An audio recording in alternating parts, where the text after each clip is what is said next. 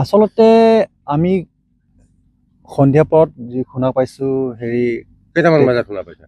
প্ৰায় সন্ধিয়া আবেলি 4টা নতুবা 5টা এনেকুৱা ভিতৰত আৰু হয়। শুনা পাইছোঁ এজন ঘটনা ঘটিছে বুলি। আমি লগে লগে আহিছোঁ ইয়াত ঘটনাস্থলীত।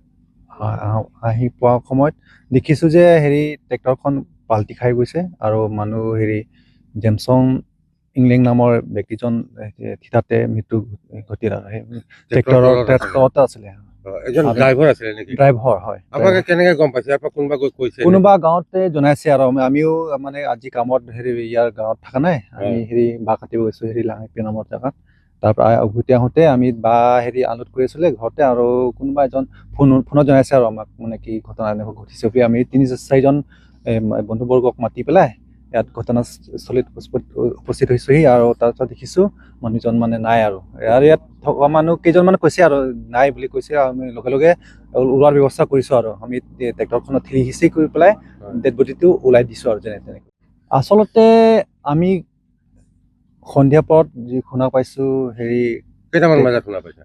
প্ৰায় সন্ধিয়া আবেলি 4টা নতুবা 5টা এনেকুৱা ভিতৰত আৰু শুনা পাইছোঁ এজন ঘটনা ঘটিছে বুলি।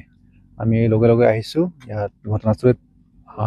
আহি পোৱা সময়ত দেখিছোঁ যে ট্ৰেক্টৰখন পাল্টি খাই গৈছে আৰু মানুহ জেমছন ইংলেং নামৰ ব্যক্তিজন থিতাতে মৃত্যু ঘটিল আৰু সেই ট্ৰেক্টৰতে আছিলে। এজন ড্ৰাইভাৰ আছিলে নেকি? ড্ৰাইভাৰ হয়। আপোনালোকে কেনেকে গম পাইছে? ইয়াৰ পৰা কোনোবা কৈছে? কোনোবা গাঁৱতে জনাইছে আৰু আমিও মানে আজি কামত ইয়াৰ গাঁৱত থকা নাই, আমি বাঁহ কাটিব গৈছোঁ লাঙিপি নামৰ জেগাত।